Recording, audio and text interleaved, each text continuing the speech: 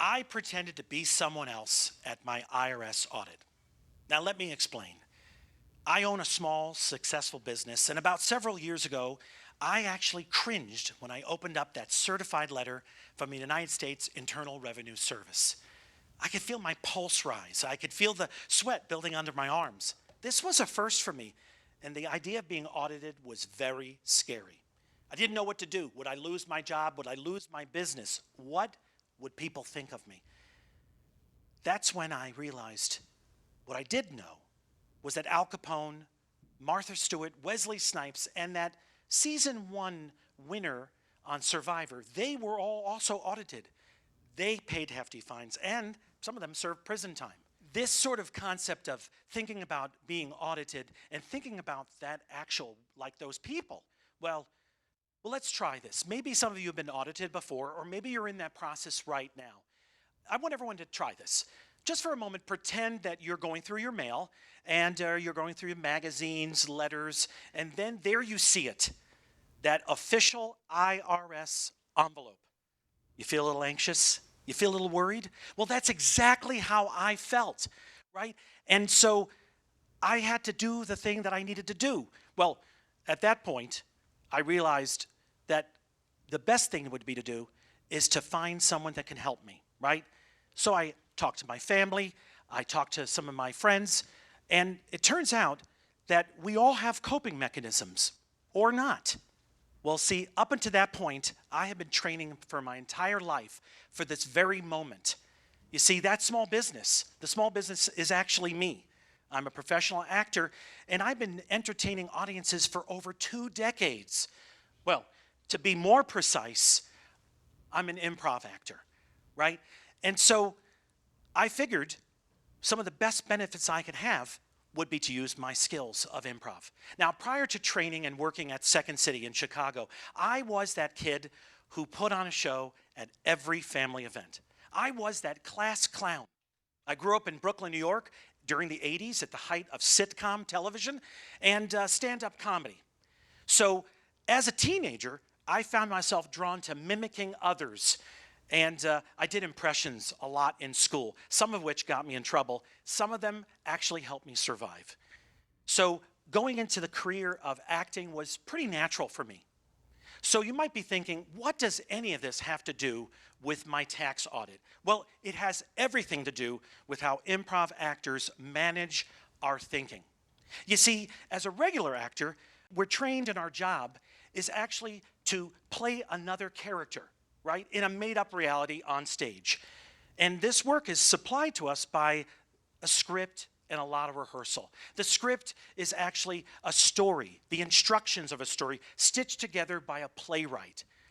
Well, as an improv actor, my job is to exist completely in the moment with the other improv actors on stage before a live audience. There are no instructions, there is no rehearsal, and there is no playwright. So basically, as an improv actor, I get to pretend and make up things for a living. So back to my IRS story. Talking to family and friends, they all recommended that I have someone else represent me at my tax audit. Well, I then started talking to relatives who were lawyers, and I spoke to CPAs at my synagogue. Well, let me be perfectly clear. Everyone said not to represent myself during a tax audit. Well, I then had the job to find a professional who could represent me, who knew the procedures, the instructions of a tax audit, who has rehearsed the IRS script. But that's not what improv actors do, right? My strength is working off script, pretending in that invisible space. So I then set out a task that I was going to improvise my entire way through the tax audit. So I figured the IRS doesn't know who Ed Reggi is. I mean, they know my name. They know the financial numbers on my return. But I would improvise a completely new version of me to get through this audit. Well, I had to set a plan in motion. And the first thing I did was, what would be those characteristics that I should set in my plan? Well, I wanted the IRS agent to completely trust me, and I wanted to end the audit as soon as possible. Well, that was easier said than done. So I had to sort of start my strategy to actually figure out the characteristics. Now, I'm not talking about improvising my tax documents, my receipts, or anything like that, or my 1099s. No, I had to counteract the fear I was actually feeling. So the characteristics that I came up with that would be trustworthy would be authentic, confident, humble, respects boundaries, and relaxed, shows gratitude. Now, I also had to consider the characteristics that an IRS agent would scrutinize. So I figured the sooner I get out of my audit, the better.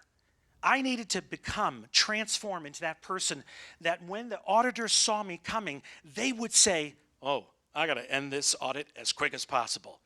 So those annoying characteristics were: shares too much photos, discloses personal things, hides emotions, too nice, weak handshake.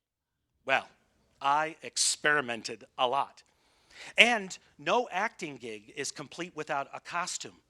So I went to the nearest thrift store for my wardrobe fitting to dress the new Ed Reggi. And when it came time to show up face to face with my auditor, I showed up as the new me. Still Ed Reggi, legally speaking, in case there's any IRS agents in the building. And I had to then consider this new improvised me.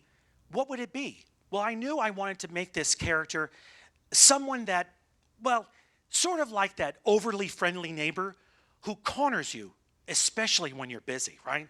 That coworker who finds everything happy all the time. And I was that morning person.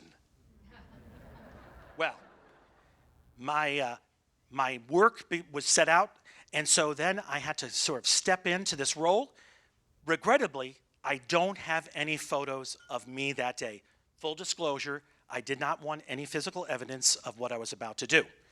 But I did find this next image, and I think it best describes the kind of character, person that the new Ed Reggi was. That's right, Russell, from the Pixar film Up. Someone that's very, very nice and yet very, very irritating. So when I met my auditor, I realized as I was improvising, I was repeating certain responses over and over. They became my catchphrases. One was, that's so special. And another one was, there you go. My favorite was, who knew? I also found myself playing an actual improv game in the session where I emphasized my consonants over my vowels. It made me sound very different than my own accent. I shared photos as much as I could, and I thanked my auditor even for the most silliest, mundane question. Like when he asked me for my social security card number, I said, 1, 2, 3, 4, 5, 6, 7, 8, 9, thank you. Well, this kept on, and at some point, I shared photos, a lot of photos, especially my love for pugs. Never ended.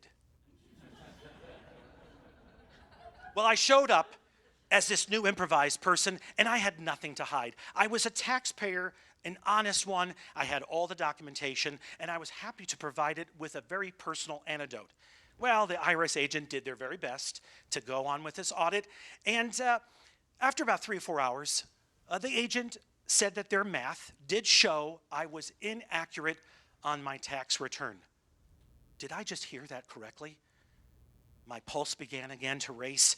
I could feel that sweat building up. The room felt about 5 degrees warmer. Was my cover blown? I did everything I could to stay present. Well, the agent went back and forth, came back in the room and told me that the government actually owed me money. Owed me money? Not only did I make it through my IRS audit, I actually got money back.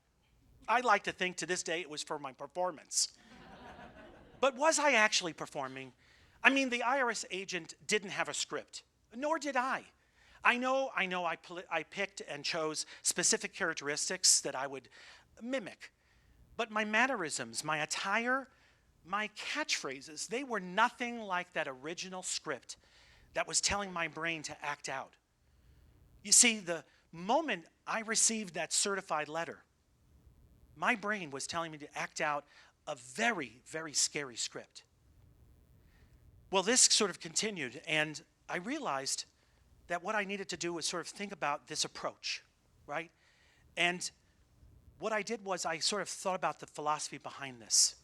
Now, this is something I take into my practice today, right? This is a new way of thinking, right? Now, I want to be full disclosure. Improvising, a new version of me, didn't increase or decrease my chances of making more or less money or owing more or less money to the IRS.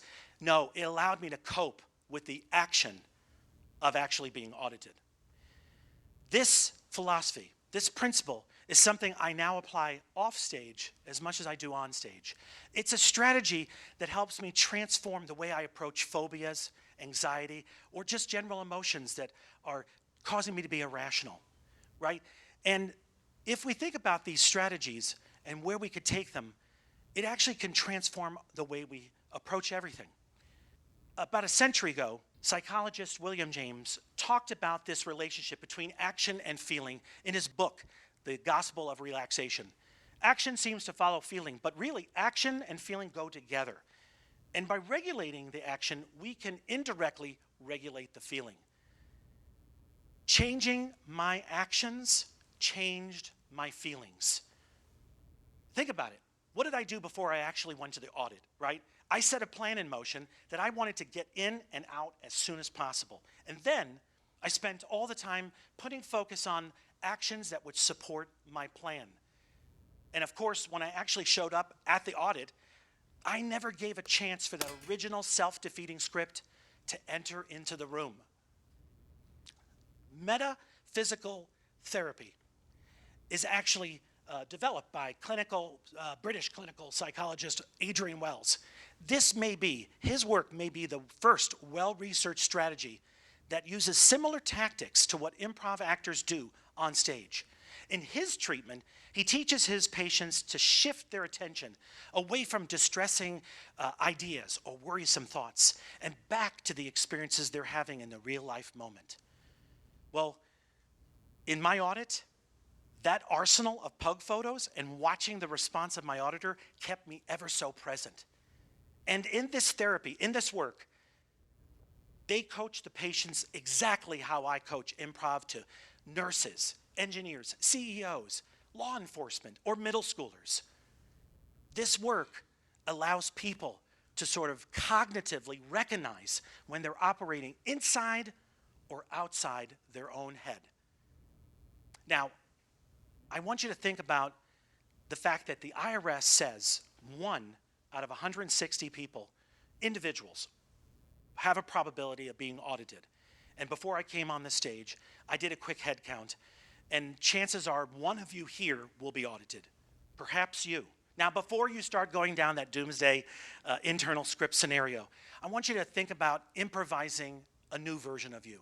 Now, for sure, improvising a new version of me didn't change the outcomes, but it allowed me to cope. And so I want you to think about the very next time you have these worrisome thoughts, these feelings that are irrational. I want you to think about stopping, breathing, looking around what's around you, and listening, and then giving yourself the opportunity to improvise a new version of yourself approaching those same exact scenarios, those same actions. The idea is that improvising a new version of yourself is to actually move away from those irrational feelings and be less intimidating. There are no scripts, there is no rehearsal, there is absolutely no playwright. Giving yourself the permission to actually go off script can transform your actions and your feelings. Thank you.